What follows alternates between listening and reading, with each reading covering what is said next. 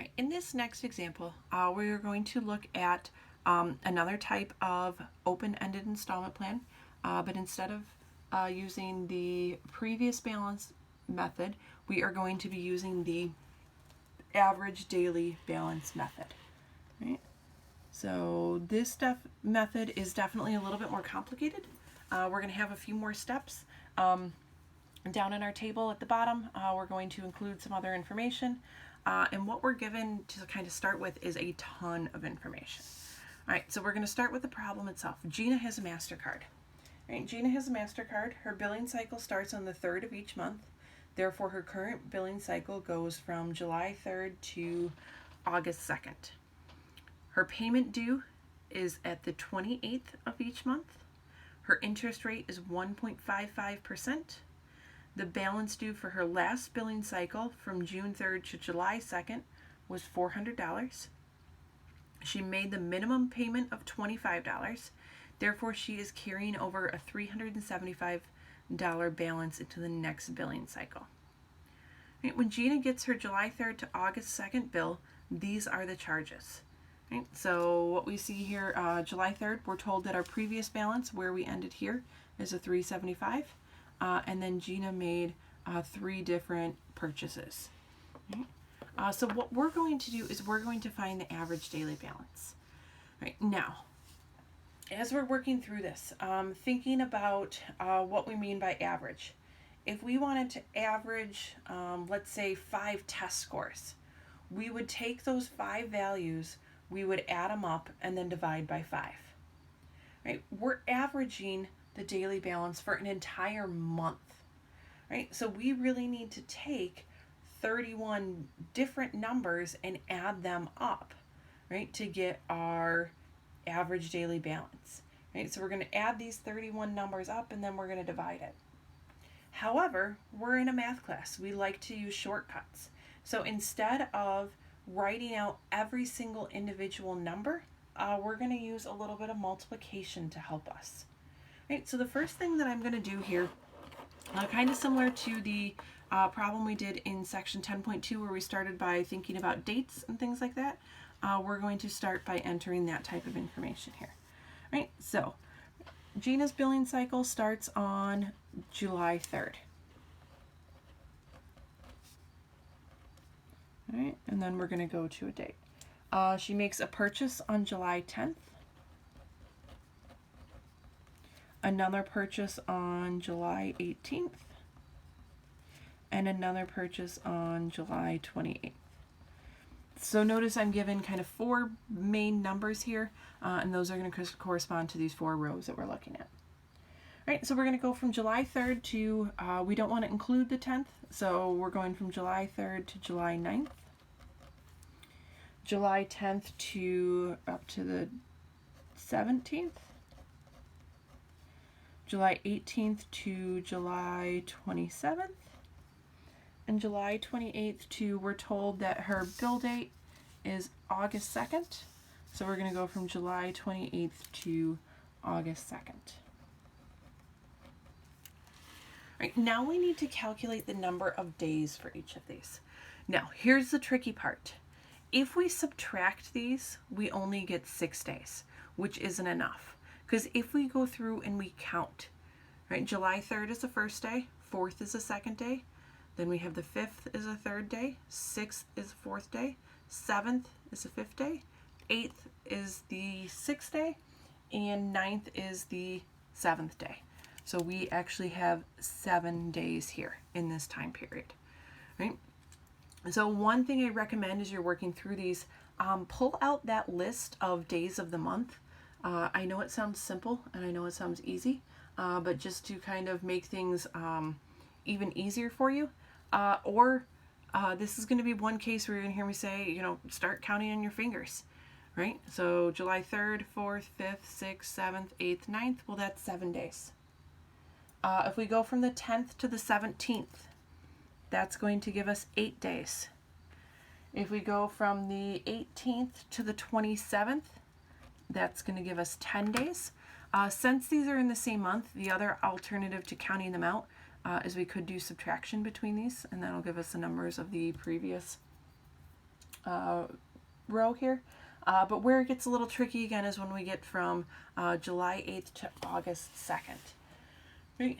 So when we're thinking about the month of July, again, keep that table handy that has our days of the month, because that makes it really easy to count. You don't have to remember how many days does the month of July have, because July has 31 days. So we have the 28th, 29th, 30th, and 31st. So we have 4 days in July, and then we have the 1st and 2nd in August. So we have 2 days, 2 days in August, which gives us 6 days total.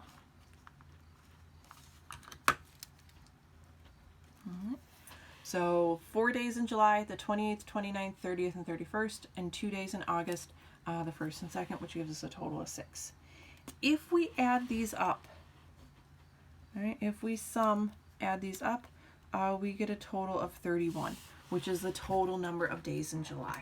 Right, so that is one way that we can double check our calculations, make sure we haven't accidentally counted a day twice, make sure that we haven't left a day out. We want to go through and we want to fill this in. All right, then we're going to, in each of these rows, also include a daily balance.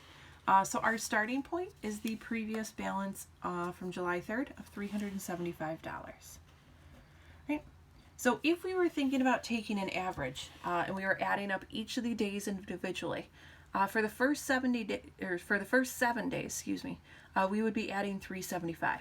So 375 plus 375 plus 375 plus 375, and make sure we get it 7 times. Again, mathematicians, we like to take shortcuts.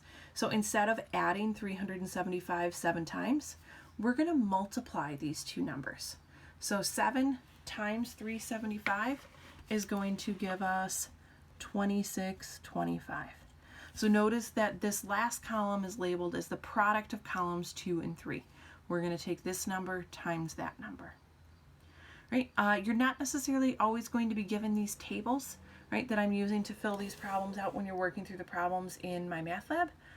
So have your examples handy and be able to draw out a table that's going to look similar, that's going to help you with the problem.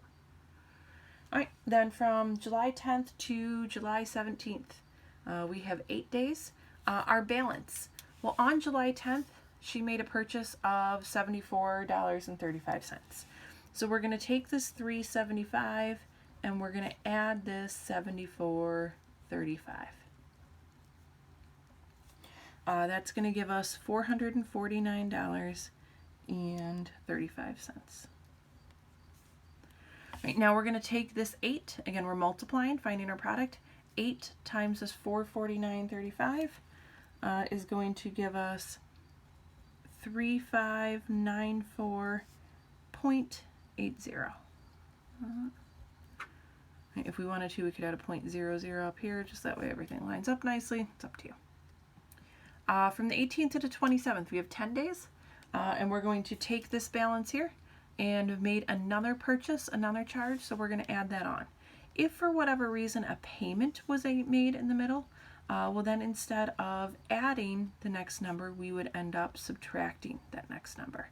Right, but we're going to go ahead and add that $123.50 to get $572.85. Right, now for our multiplication, we're going to take 10 times this number. We're going to get $5,728.50. And we just shifted our decimal point one place because we're multiplying by 10. All right, and then to find our last daily balance, we're going to take this $572.85, add this last purchase of $42.50, and we get $615.35, which then we're going to multiply 6 times $615.35 to get $3692.10. And just like we did over here, right, we're finding our sum. We're going to add up this last column over here, and we are going to get 15640.10. $15,640.40. So that is our sum. Right? Again, we are looking for an average. So we're going to finish this off by doing a division, just like when we're finding averages. So the average daily balance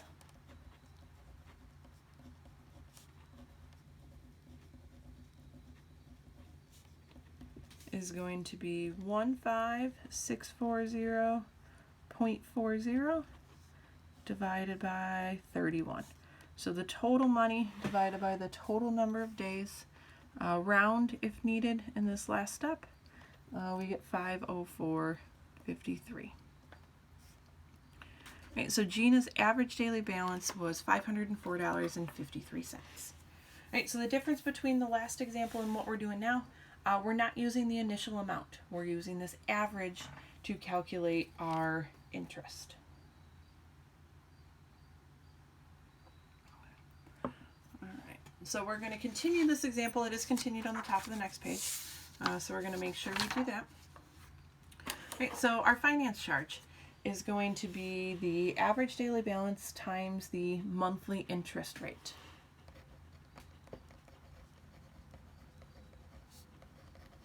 So instead of using the simple interest formula like we did in the last one, we're going to multiply our average daily balance, which we just found was 504.53, and we're going to multiply it by our interest rate, which was 1.55%. So 0.0155.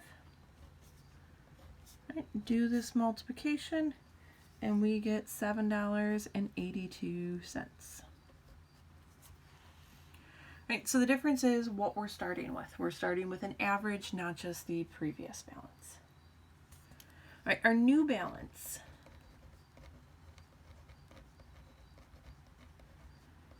Right, so we're going to do kind of the same thing here, similar, not exactly the same, but similar to what we did in the previous example. We're going to start with our previous balance, which was $375, plus our finance charge, our interest, which was $782, plus the purchases. Right, there were no payments during this time, so we don't have payments to subtract. So we have $74.35 plus $123.50 plus $42.50. This is going to give us a new balance of $623.17. So again, pay very careful attention to the details and the wording of the problem. Are you asked to use the previous balance method? If that's the case, you don't want to do what we just did here. You want to do what we did in the previous example. If you're asked to use the average daily balance method, that's exactly what we did here. Right? So we make a table to help us with our multiplication and addition to easily find our average daily balance for our calculation that we're going to need for our interest.